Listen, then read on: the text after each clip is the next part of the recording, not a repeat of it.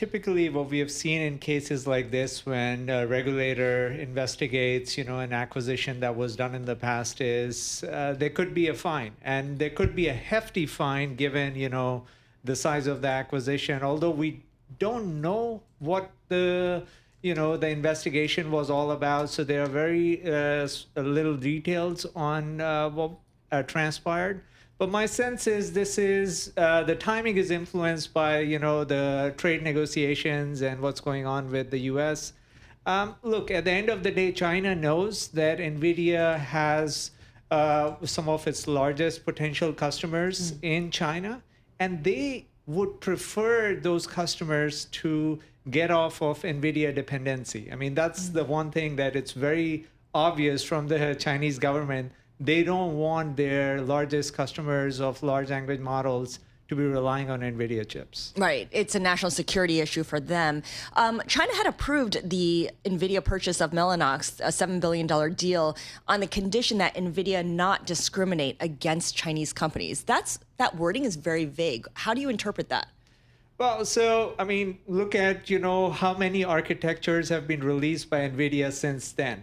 And so from that standpoint, the fact that, in the prior administration, Nvidia was barred from selling their latest chips to the customers in China is just an illustration that, all the other customers had, the latest Nvidia chips accessible. That wasn't the case with the Chinese customers. So there could be a lot of things that could be in play here in terms of the exact conduct that they found, was not proper. But to my mind, it is just a negotiation lever that the Chinese government is pulling here. And look, in terms of the size of the market, we know Nvidia has said it's a $50 billion addressable market for GPUs in China, and it's expected to grow at a 50% plus CAGR. So it is a pretty big opportunity for a company like Nvidia and for other chip providers here in the US.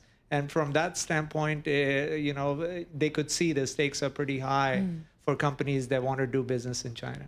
The stock opened lower today. It's down by 1.5%.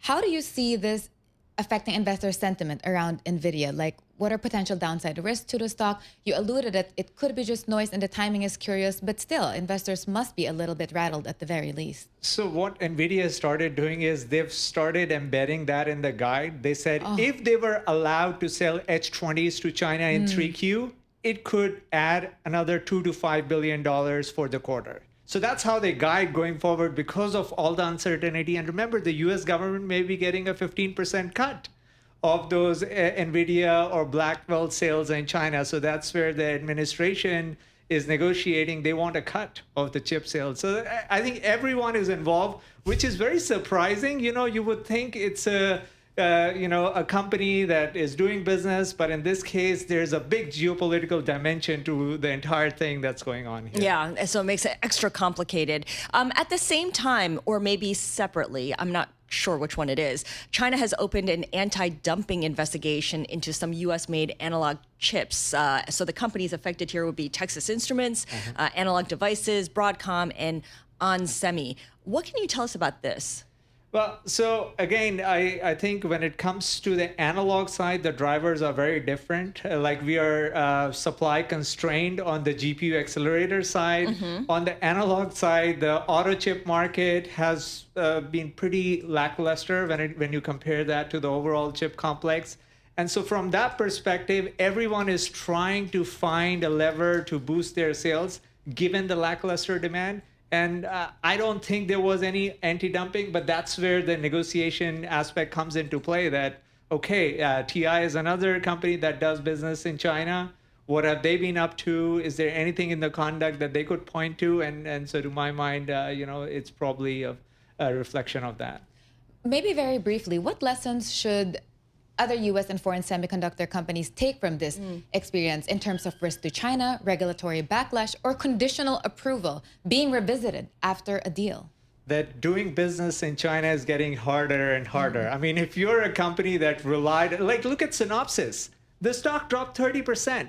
Partly it was because of Intel paring back on the license consumption, but also in China. They couldn't sign long-term agreements in China, and they have a pretty sizable customer base in China. So that's just another illustration of the risk with China sales.